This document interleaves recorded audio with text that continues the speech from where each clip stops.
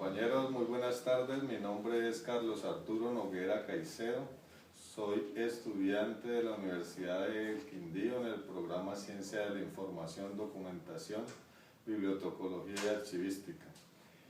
Mi propósito en este día es llegar a ustedes a través de este video para comentarles acerca de la correspondencia, su importancia, las unidades de documentación, las unidades de correspondencia, comunicaciones oficiales, derechos de petición, política de tratamiento de datos personales. Es de vital interés conocer la correspondencia, puesto que las relaciones de los seres humanos se dan en función del interés que haya entre cada uno de nosotros.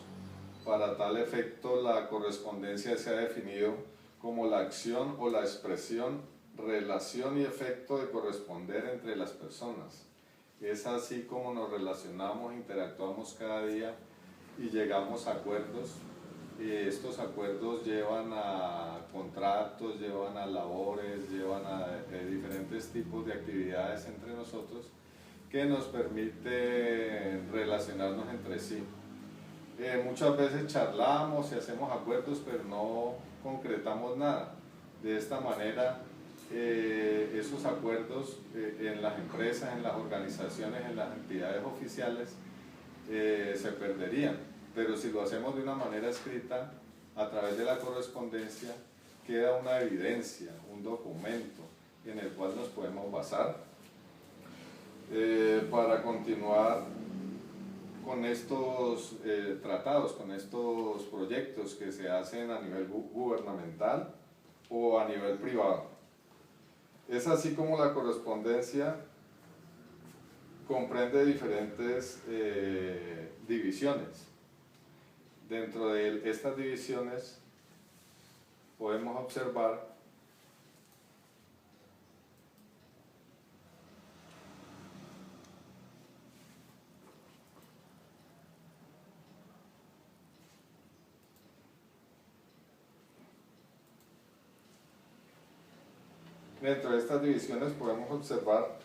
la comercial, la empresarial, industrial, oficial, institucional o particular.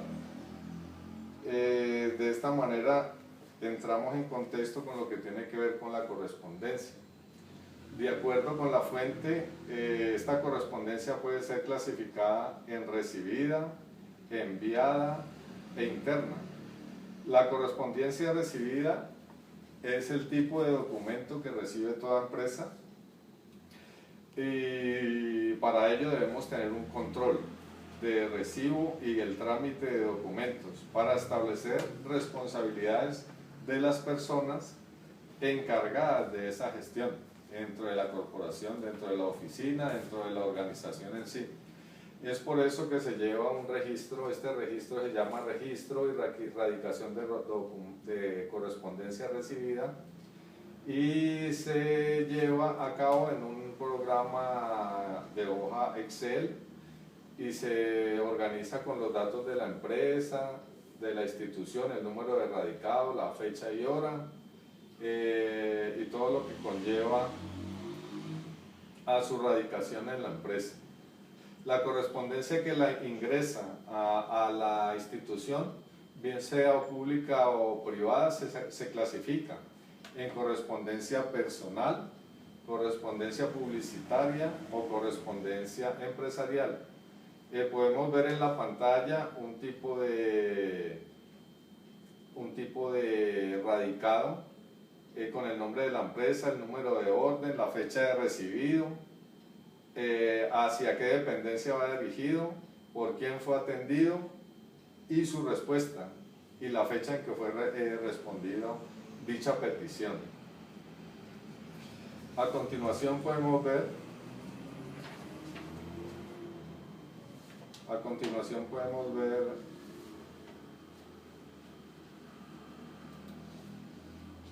un formato de control interno de documentos, donde les comentaba, se ve la fecha, la hora, el radicado, a qué dependencia pasa y la firma de quien lo recibe. El despacho de documentos de la correspondencia enviada es similar al de la correspondencia recibida. En esta dependencia se pueden enviar y recibir documentos, y las dependencias en este formato no se escriben el número ni la fecha a la correspondencia que se genera. Lo hará siempre la oficina encargada. Tenemos para tal efecto, para el radicado de la correspondencia, donde se realizan las unidades de correspondencia.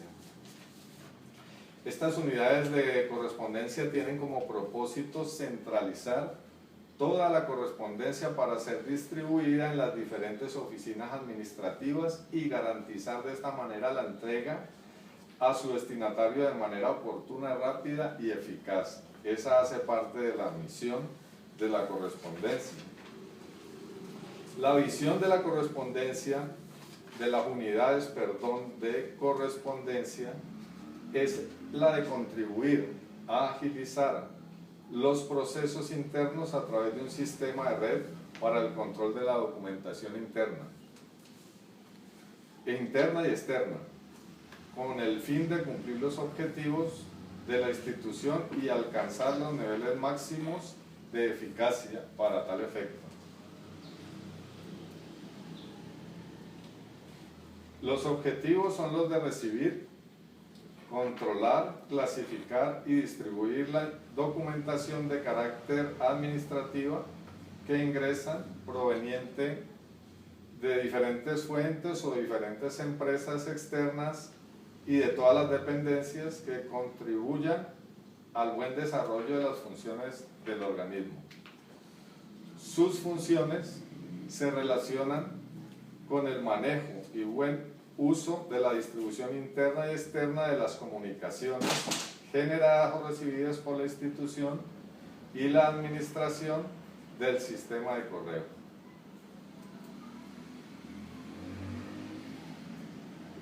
Vamos a ver en este momento las comunicaciones oficiales. El Acuerdo 60 del 2001 establece las pautas en la administración de las comunicaciones oficiales en entidades públicas y privadas.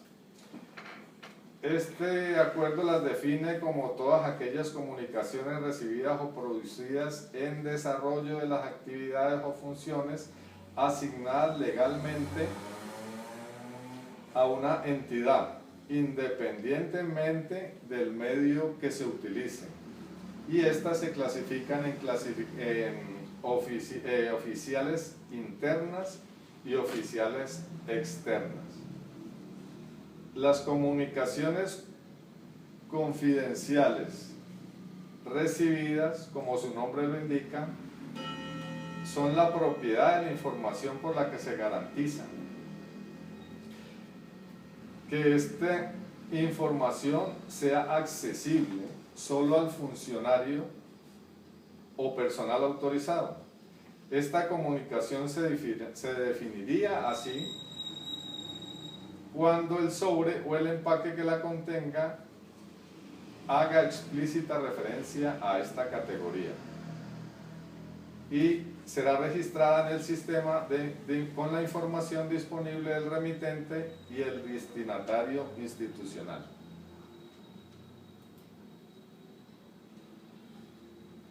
Pasamos ahora a comentar lo que es un derecho de petición.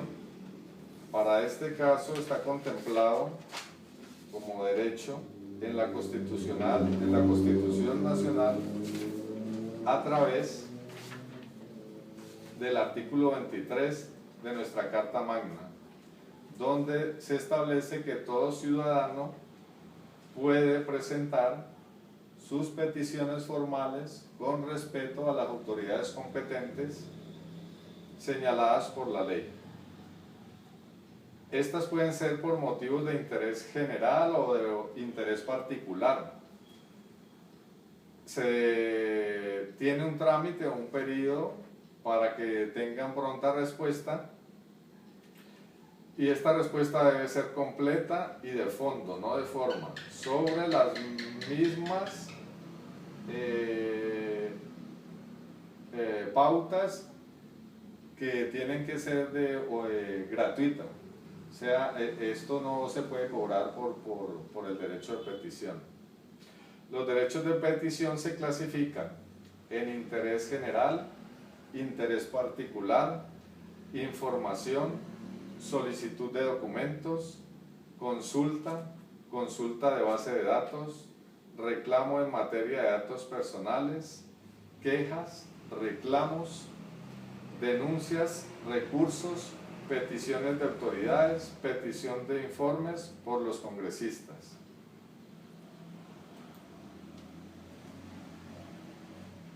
Vamos a entrar ahora a observar lo que tiene que ver con la política de tratamiento de datos personales. Conforme a la Ley 581 del 2012, el dato personal es considerado como información vinculada a una o varias personas determinadas o determinables, como el nombre, la edad, el sexo, el estado civil, el domicilio, entre otros, independientemente del formato en el que éste se almacene y ser tratados de forma manual o automatizados. La Ley 1266 del 2008 define como de carácter personal los siguientes datos: el dato privado, el dato semiprivado y el dato público. La Ley 1581 del 2012 también define las siguientes categorías especiales de datos: los datos sensibles y los datos personales de niños, niñas y adolescentes. Esta ley igualmente define los roles que establecen las responsabilidades para tal efecto. Estos son los responsables del tratamiento de datos, los encargados del tratamiento de datos, los administradores de las bases de datos personales, el gestor y el garante.